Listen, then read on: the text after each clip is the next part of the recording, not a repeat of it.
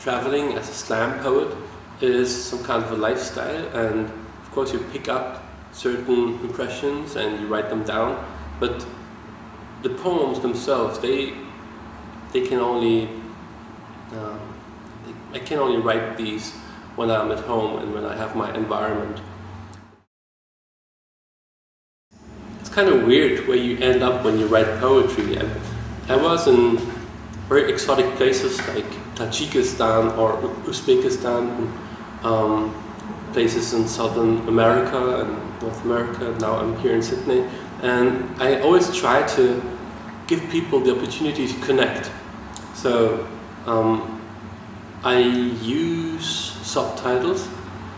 I synchronize my poetry so people can read the translations simultaneously, and also I try to introduce the poems. So before I start, I tell something about it. Well, I've performed on the rooftop of the planetarium in Bogota, which is pretty exotic. I've performed on a ship, I've performed like on a train, like we had performances in the subway in Munich. Yeah, also in Berlin sometimes in the subway, just improvising. And this is also nice to see how people react. I think the link which connects it all is the poetry, and that's also when I have my text box, for example, at the Centre Pompidou in Paris, or when I have the text box elsewhere at the book fair, that the poetry is in the focus. And then on the other hand, I do poetry clips, and also the poetry is in the focus. And when I write for the FIFA Poesieautomat, it's the words who are in the focus. This is always interesting, how a word changes when you write it down, or when you say it through a microphone, or how a word changes when you write it on a big poster and when you spray it on the wall. How the word changes is, one could say it's the same word, but one could also say it's not the same anymore when you blow it up on a house. Just one word is like screaming to the people.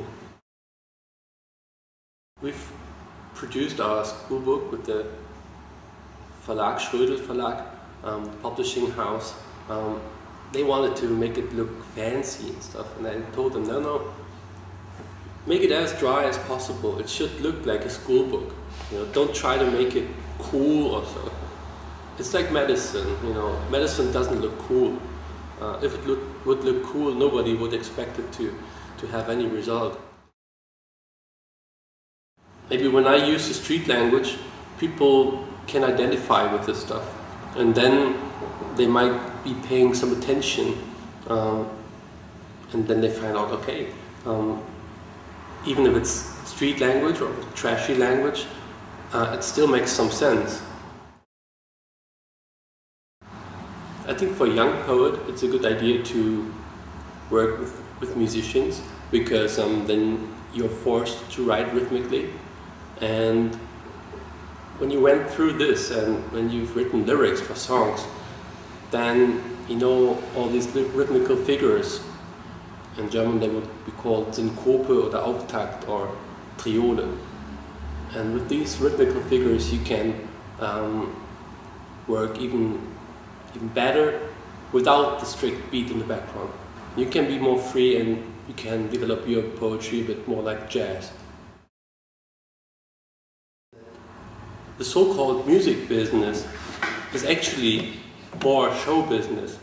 So when you think you're a musician and you're in the music business, you're wrong. It's show business, and you have to make a show. People expect you to make a show, and people expect you to be funny, or people expect you to be kind of extraordinary. Of course, I like Berlin quite a lot. I lived there since 10 years, and it's my favorite city. And the cool thing about Berlin is you have many cities in one place, depending on where you go. I mean, it's not only that East Berlin and West Berlin meet in one place now, it's somehow that Eastern Europe and Western Europe meet in one place now. And that's what I really like about Berlin.